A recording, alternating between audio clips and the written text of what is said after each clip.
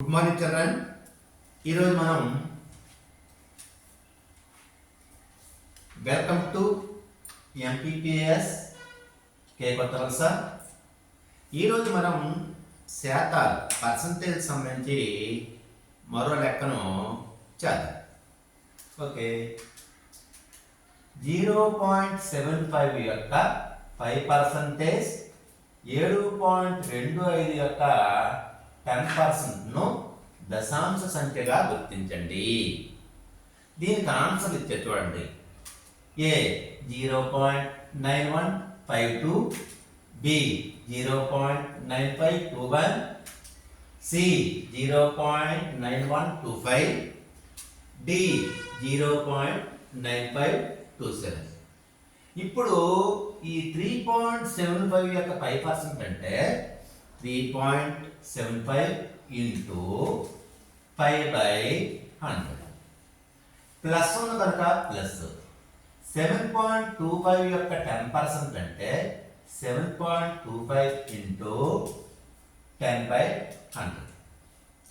ఇక్కడ చూడండి, ఇక్కడ ఈ సున్నాకి పోయి చూడండి. ఇక్కడ మనకి ఈ దశాంశ భిన్నాలు భాగాలు తీసేటప్పుడు భాగాలను ఎన్ని సున్నాలు ఉంటే పాయింట్ అనేది అటువైపు వెళ్తుంది. ఇక్కడ 2 సున్నాలు ఉన్నాయి కాబట్టి పాయింట్ అనేది 2 అంకెలు దాటి 1, ఇక్కడ అంకె లేదు కాబట్టి 0 వేసుకొని వెళ్తుంది అనమాట.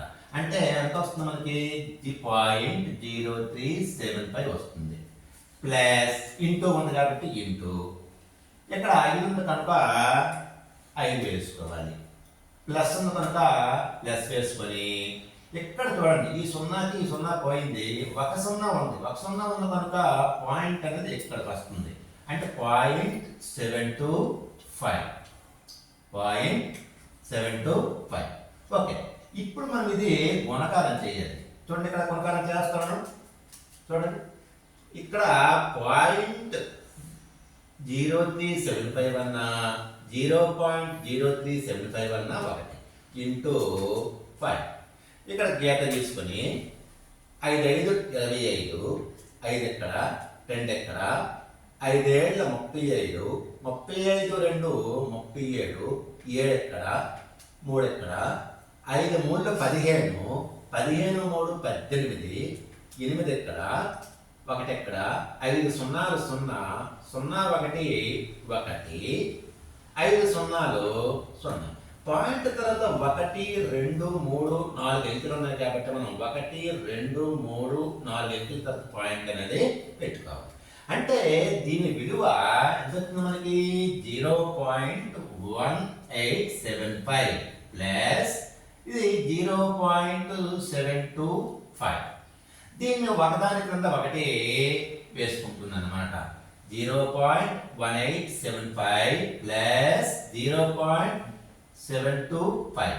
ఇప్పుడు గీత తీసుకుని మనం కూడిగా చేద్దాం.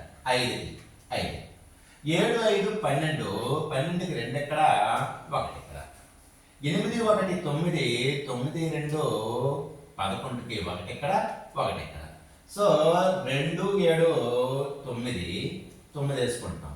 తర్వాత పాయింట్ కిందగా పాయింట్ ఉంచుకుంటాం 0. సో మనం ఇక్కడ మరలా గీత తీసుకుంటే ఆన్సర్ అనేది 0.9125. అంటే ఎక్కడ మనకు కనిపిస్తుంది? సిలో కనిపిస్తుంది అనమాట. So C is the right answer. Okay, ధన్యవాదములు. Thank you.